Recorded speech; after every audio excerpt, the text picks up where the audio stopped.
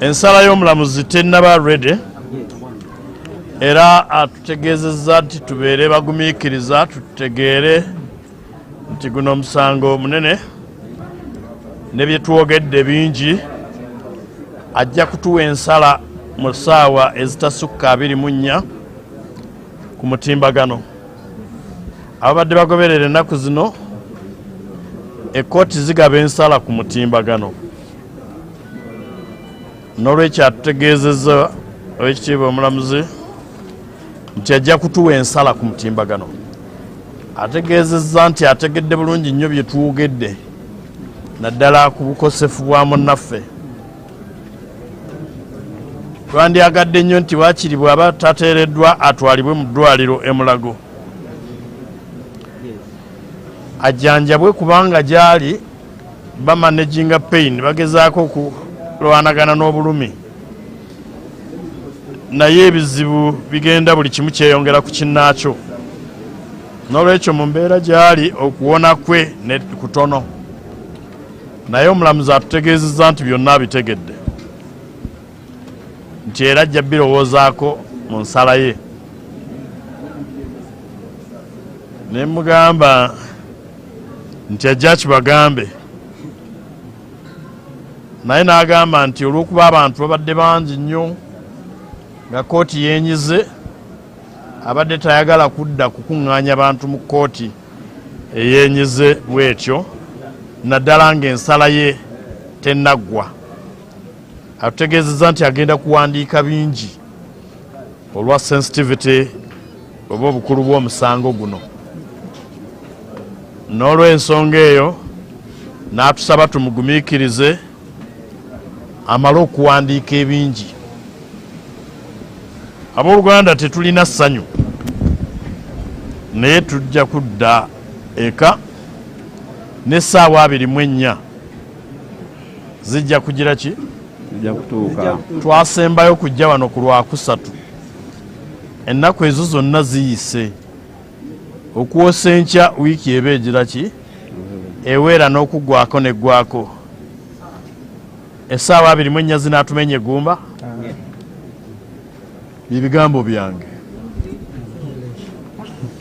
Ebitonotono mu Lungereza bennaasobola okwogera. Her Worship the Chief Magistrate has advised that her ruling is not ready. Owing to the sensitivity of the case and all the environment as you see it, she was informed that it is not advisable to come back to court to convey the news that the ruling is not ready. She did not want to gather the crowds that we have, especially when the ruling is not ready. So she undertook to deliver the ruling by ICMES within 24 hours from the time we were meeting her in chambers, both sides. She invited us to understand, one, the situation, and two, the so many words that we have used in these proceedings. So she requested us to go and glue ourselves to the computers as we wait for the ruling. This case, the main case, will be mentioned again on 30th June. So even when we do not come back here tomorrow, we will be back on 30th June. That is the information I have a duty to convey. It's not pleasant news to us either. We have only remained brave because we are duty bound to be brave. Meanwhile, for the Honorable Lukwago, the health situation is not any better. It gets worse day by day. This I must mention, because I have mentioned before, there was a German national who was denied bail in Kalangala and he died. We had the Honorable Muhammad Sejirinya who kept telling courts that he was in bad health, and they refused until it was too late. So we have put all this material before court. And we want to trust that court will understand. We have said before that the people who should have been here are not here. And those that are here are not supposed to be here. I said justice is normally slow, but ultimately justice is justice. We shall wait. Thank you very much.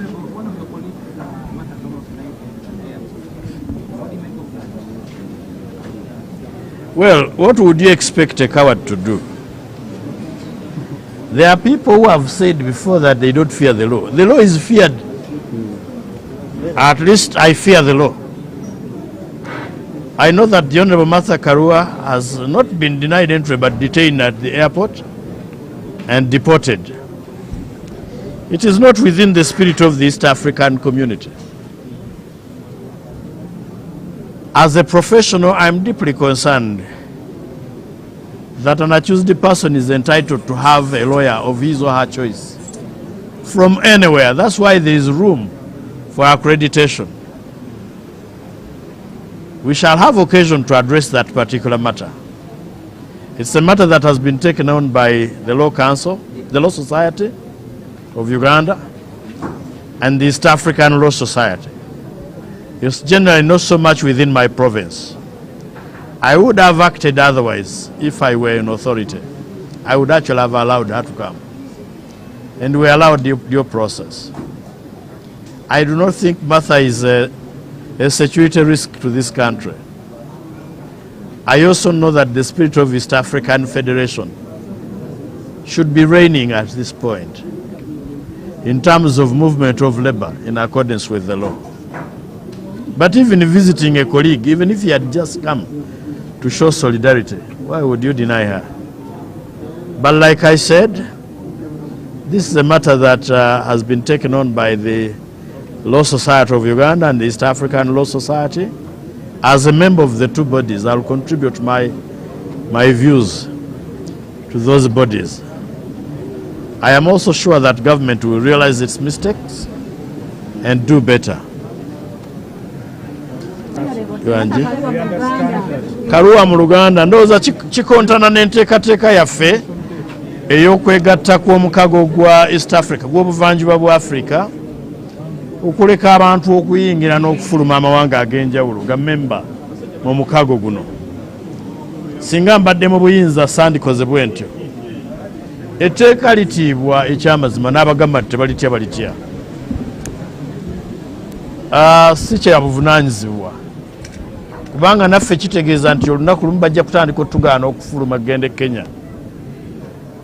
Naye tukikwasizza ensonga abannaffe aba Uganda Law Society, ekitongole ekitwala bannamateeka mu Uganda n'ekitongole ekitwala bannamateeka mu East Africa, mu buvanjuba bwa Africa. Ensonga eno bagitutte, bajja gikolako. Nze nga memba waabwe ebirowoozo byange nja bitwalayo eyo. Batugambye nti omulamuzi tajja kusobola kuwa nsala wabula enkya ku mutimbagano oba obutasukka nkya. Ate ne bagamba nti omusango guno gwennyini oba bamutadde bate bamutadde gujja kukomawo wano ng'ennaku z'omwezi 3 omwezi guno ogw'omukaaga. Ndowooza byebyo abooluganda. Embeera y'obulamu bwe eyongera okunafuwa buli olukya ge mazima. Kubanga eruzira tebalina busobozi bumujjanjaba wabula okulwana n'obulumi, ate nga abasirikale b'omubiri gwe abamulwanirira bagenze bongedde okunafuwa oba okugwamu mu musaayi gwe. N'olwekyo mbasaba abooluganda mumusabire, naye n'abalina emitima egy'amayinja Mukama agigonze gifuuke egy'ennyama. Tugenze kutuula ku kompyuta zaffe nga tulindirira ensala y'omulamuzi.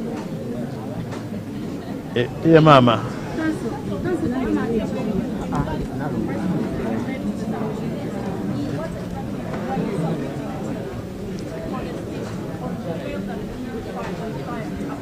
What exactly?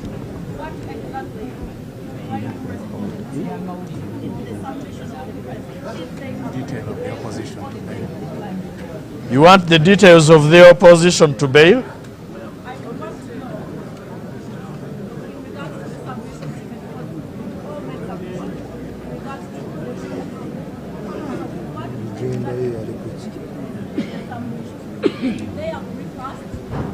First, they agree that applying for bail is a right. They have not attacked the substantiality of the sureties, apart from generally stating that Honorable Lukwago will interfere with investigations and that he may not also turn up for trial. We responded to them. The law does not allow me to urge the bail application in the media or in the public, especially when I've placed my submissions before court.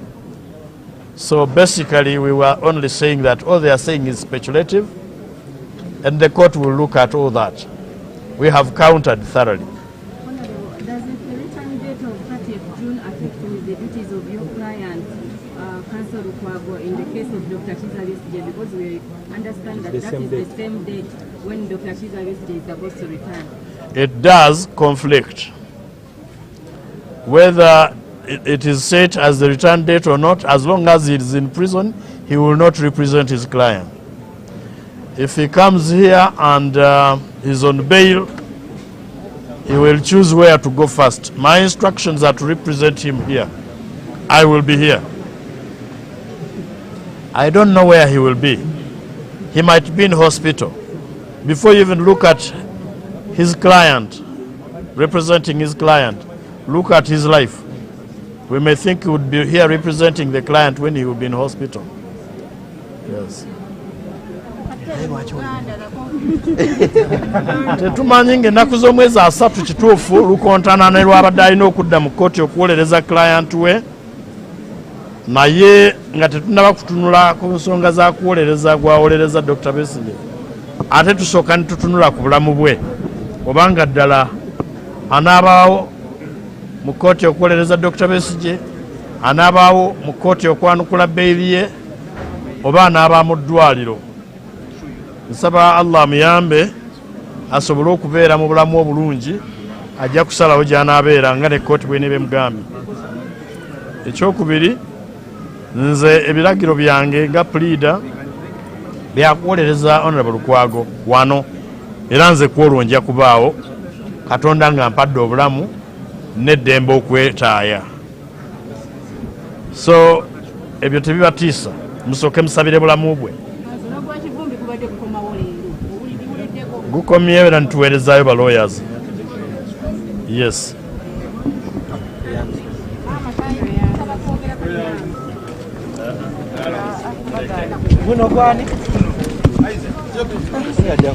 La pere yangu.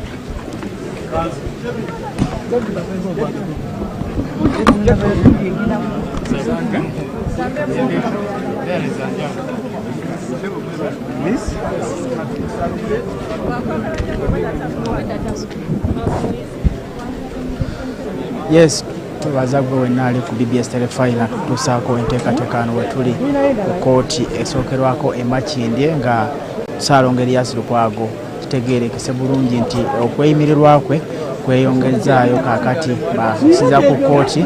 Omulamuzi agambye nti wakati w'essaawa 24 wakubanga awa ensala eno ng'asinziira ku mutimbagano ogwa judicial oba essiga eddamuzi emanyikiddwa nga ikimisi, era nti bannamateeka ba Erias Lukwago bakubeera ku masimu na kompyuta zaabwe nga balindirira okufuna ensala eno. Wabula abantu bangi nga twakutegezezaako ababadde bazze mu musango guno goberera n'okulondola ensonga zonna nga bwe zigenda okuba nga zitambula musango guno. Tumaze wano kaakati essaawa ziwerera ddala nga 10 nga tulindiridde ensala eno, nga okusookera ddala wabaddewo okulindira ensala ey'omulundi ogwasooka nga bannamateeka b'oludda oluwaabi musango guno lwanukula ku kweyimirwa kwa Ssaalongo Erias Lukwago kyokka ne bongezebwayo olw'okuba nti ate munnamateeka wa Ssaalongo Erias Lukwago waliwo ebipya bye yalese mu musango guno ng'agamba nti omuntu ono mulwadde ate embeera yeeyongedde okusajjuka oluvannyuma lw'okuba nti yasuze bubi mu kitanda eyo gy'asula n'emmere gye yalya mu kkomera eruzira etamusobozesa kubeera mu mbeera nnuŋŋamu, n'okwongerako nti ekitongole eky'ebyobulamu mu ggwanga oba minisita y'ebyobulamu yawandiise ebbaluwa ng'ekakasa nti Ssaalongo Erias Lukwago tasobola kuba nga ajjanjabibwa wano mu ggwanga. So bingi tukyabirondoola, mawulire gaffe ag'enjawulo tujja kuba tukuzaako ensonga zino. mu mawulire agagambuuze n'agezika ku ssaawa 4. Tukwagaliza ekiseera ekirungi. Ssaabasajja Kabaka awangaale.